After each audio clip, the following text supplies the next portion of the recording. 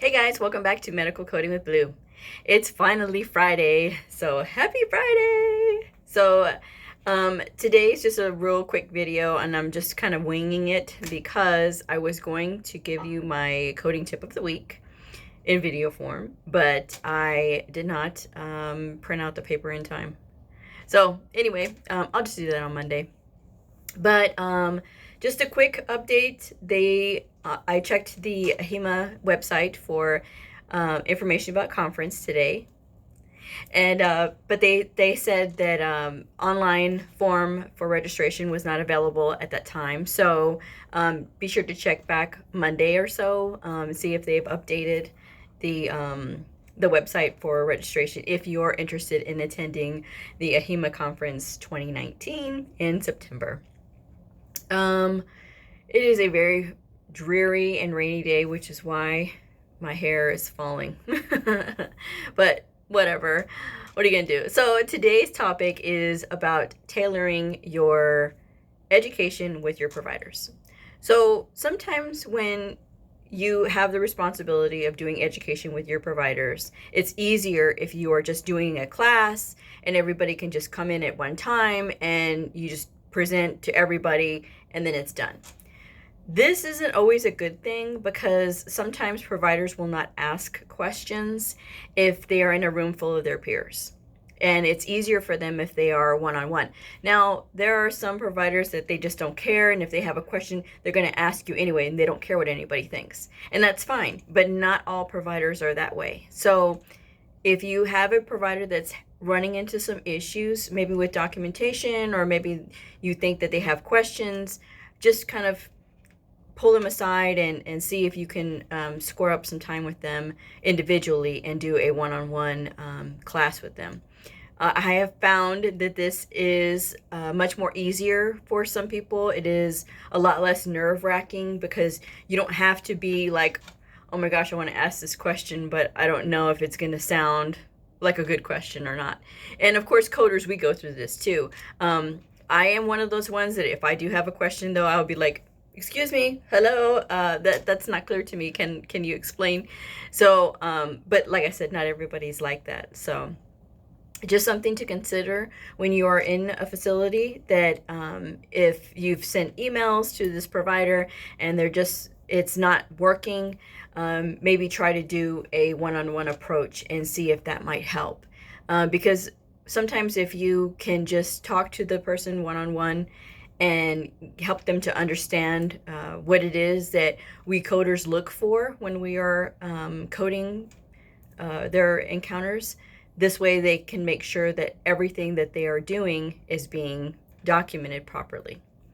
And my other bit of advice is if you have been in the field, if you're a coder and you've been in the field for a long time, and it's habitual with people, okay? They kind of get set in their ways and they don't want to learn and they just want to just kind of always do things the same way. When you're a medical coder, you can't really do that because it's important to continuously want to learn. Now, there are things that I personally don't agree with some people, but if I have somebody that's coming to me and saying, well, hey, I'm a coder and I see this and this is how I got this. If it makes sense and if they have, of course, their stuff to back it up, of course, I'm going to adjust and be like, oh, you know what, they were right, or I should be doing this, or I should be watching out for this. So you always want to make sure as a coder that you are willing to learn new things and don't be just kind of stuck in, oh, this is the way we've always done it and I'm not going to change. Don't get like that. Make sure that you are always willing to learn. There is a little bit of an ego thing that goes along with it. Obviously, you always want to be like the one that knows stuff, but it's okay to not know everything as a coder because I have been in this industry for over a decade and I am still learning. I mean, the the course of being a medical coder does change. I mean, codes change, guidelines change, things update, and my knowledge base expands because as I learn more, I start looking into other things, other clinics, other departments, other fields of medicine. So that's just something that's very helpful if you're willing to expand. But don't ever stop learning as a medical coder, and don't ever get stuck in your ways where, you know, oh, we've always done it this way and I'm not changing, I'm not doing it another way.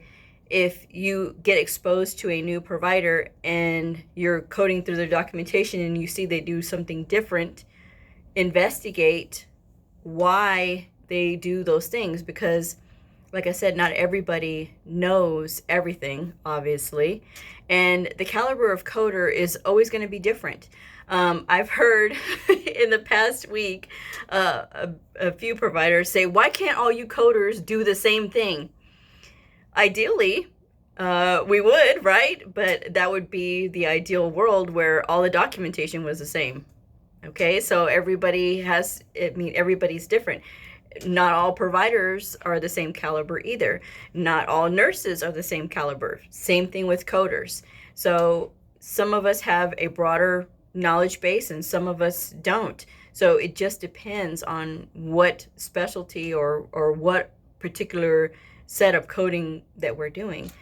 So just always be willing to have an open mind as a coder. And even if you've been coding for 20 or 30 years, you really do have to be able to embrace that willingness to learn all the time.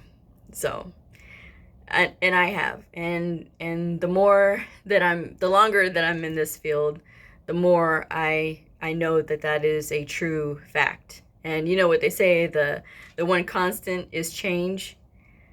Nothing could be more truer being in a medical coder than that phrase.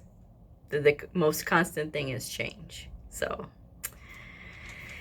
we just have to kind of roll with it and work with it whenever we can. So yeah, that was my tip for today. I was going to do my video form of coding tip of the week, but as I just didn't have time to print it out. But like I said, I'll do it on Monday. So I hope you all have a great weekend. We are in for some severe weather this weekend, so hopefully it's not too bad with hail. I get very scared with my baby, with my car. My baby is my car, and I get very scared when it starts having a lot of hail. So I always make sure I put her away because I don't want anything to happen to it. So anyway, I hope you all have a great weekend. Thank you so much for viewing.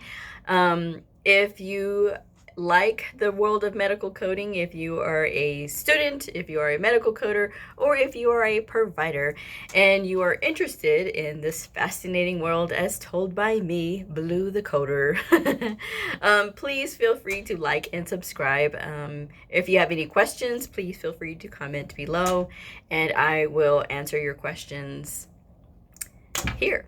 So have a great weekend, everybody, and I will see you all on Monday. Bye.